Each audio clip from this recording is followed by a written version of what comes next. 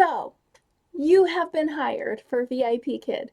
Congratulations. And you have just been booked for your first class. Maybe you have been booked for even more than one class. That means you've probably opened tons of slots. They were probably marked short notice. You probably put a lot of time and energy into your profile pictures, into your video, into your bio. You most likely have a ton of certifications, or as many as you can possibly get. So, since you've done all of those things, and that is why you have been booked, congratulations. But all of a sudden, panic sets in. You've been booked! So, you have been hired for VIP Kid. Congratulations. And you have just been booked for your first class. Maybe you have been booked for even more than one class.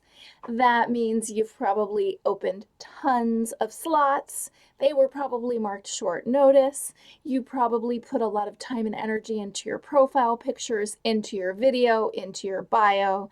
You most likely have a ton of certifications, or as many as you can possibly get as a new teacher.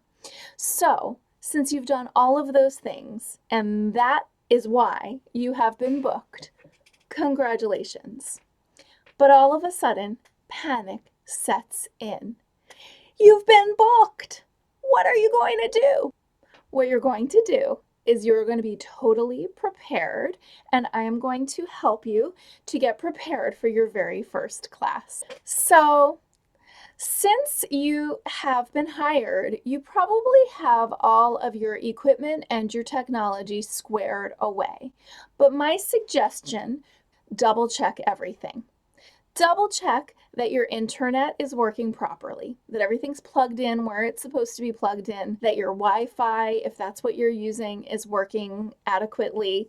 Maybe you want to have also a hard wire. You probably have great lighting, but maybe it could be improved before your first class. Maybe now that you've been hired, you're going to teach from your iPad, and maybe you need to check to make sure that your iPad actually works well. Double check all of your technology, because it happens frequently when a teacher gets their first class and goes to actually log in, something isn't working. So you can actually get into that class a little bit ahead of time, even the day before, and test out a few of your different things that you want to test out. You can go into settings and double check your camera, double check your sound, all of those things. Make sure they're running smoothly. You can preview the classes ahead of time. If you go to your classroom tab and then go to materials in the VIP Kid portal, or you can do it through the app, you can check out the class that you're going to teach and look at the actual slides for the class. Just be aware. Sometimes at the last minute, a class will cancel and you'll get a new class booked in there. So don't be surprised if the class that you thought you were going to teach is actually not the one you're going to teach. Now that happens. Don't worry. And I'm going to give you some tips in a minute so that you're prepared for that. Especially if it's a trial that's been booked. Often trials at the very last minute cancel and new trials get booked in their place, and that's okay. In order to be prepared for whatever class happens to be booked, I recommend having some certain materials ready to go. I personally always like to have a name tag handy. I like to have a name tag ready because most of the time, especially if it's obviously if it's a new class you've never taught before, it's a new student, but often if a class gets canceled at the last minute, a new class comes in its place, and it may be a new student, even if you're a seasoned teacher. I like to have a name tag handy. I also have this handy dandy chart. If I'm teaching a lower level student, I can, as an icebreaker in the beginning to build rapport, I can say, how old are you? And use this little chart, and they always know what I'm talking about because of the birthday cake there. I definitely always have a whiteboard handy, and of course whiteboard markers. I like to have that handy because that's something I use just about every single class. I always either have my dyno handy, a puppet or a stuffed animal, so that if I need to model some conversation, I have that. I have flashcards, usually in alphabetical order, so no matter what class I'm teaching, especially a trial, I can easily pull out those letters that I need very quickly. I also have magnetic letters, and those are organized in alphabetical order too, so whatever class I'm teaching, I just reach over and grab the letters. I also find a couple animals. I happen to have these animals lying around. You may or may not, and if you don't worry about it.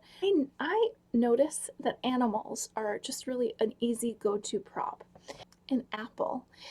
You don't need a fake plastic apple, but a real apple works great. Most of the time, lower level students know what an apple is, and it lends itself to so many different kinds of conversation. I have an American flag handy. I have a Chinese flag handy. I have just other little props kind of are easy, and I have them lying around at arm's reach so that if I need to make a little extra conversation, do you like to read? The student knows what I'm talking about. I can check that off as an easy prop that I've used during the class. And then I don't have to worry if a class is changed at the last minute. It's probably something I can work into my class. So this is your first class. You want to make sure your family knows the rules. You want to make sure if you have kids, they know not to interrupt. If you live in a small space and they're awake while you're teaching, you want to make sure that they know to stay a little bit quieter, not to knock on your door. If you have a phone, which I always have my phone handy just to double check if classes have been canceled or to check the app quickly. You want to make sure the ringer is off. And if you plan on using Google Slides or any kind of supplemental pictures on your phone, that's great. Make sure your phone is charged, that it's ready to go. I like to, when I'm teaching, not have my blackout screen. Blackout, I like to keep my phone on so I can just grab it and show whatever picture I have ready to go on there and not worry about typing in a certain code. You can look at the information having to do with the student ahead of time. I often do that if it's a new student. I like to have a little heads up. Is there an issue with the student? Is the student really eager and excited to learn? Does the student like something in particular that I can sort of work into my lesson somehow? I take it all with a grain of salt because oftentimes feedback that other teachers have left about the student is not always what I notice about the student. Some teachers just don't jibe with a student, and I find that I do. So if it says a student is a little distracted, I kind of file that away in my head and make a little trick up my sleeve. Something kind of fun that I can pull out in the middle of class, like sunglasses, a funny hat to get their attention, just in case. It's always good to have those things on hand just in case. I like to preview the lessons ahead of time, and I don't spend a ton of time previewing the lesson, but I look at the lesson and I jot down about 3 different props that I can use for that class.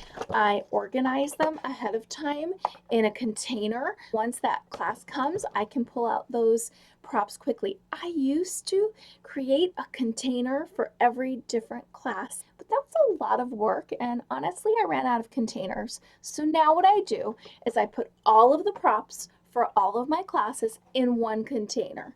When that class is coming up, I look at my piece of paper where I jotted down those few props, I pull them out, put them right in front of me so I have them handy, and it's actually easier than figuring out where the container for the next class is. I used to write sticky notes with that student's name on it. I don't need to. I just have everything I need in one container. I pull it out as it goes. Now, I've given you a lot of tips for getting prepared for your first class. Here's the bottom line.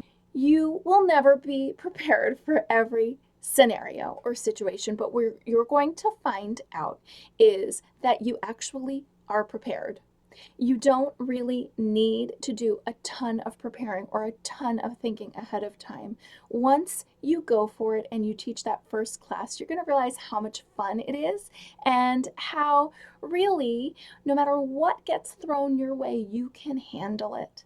And the best part about it is that the student will be so excited to meet you and so excited to be in your class that all of those fears will just kind of melt away. So you are ready. And if you have not even applied to VIP Kid, or if you've applied and you just need some help, please look down below. I would love to help you. I have tons of resources, videos, a Facebook group. I do one-on-one Zoom sessions, and I would love to help you. So please reach out and check out my other videos down below. Good luck and happy teaching.